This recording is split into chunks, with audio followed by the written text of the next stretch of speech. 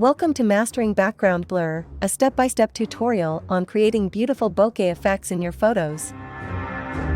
Let's start by understanding what background blur is.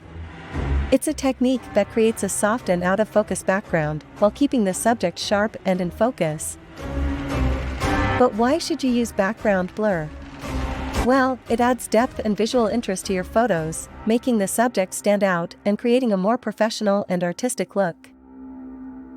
Now let's dive into the techniques for creating background blur.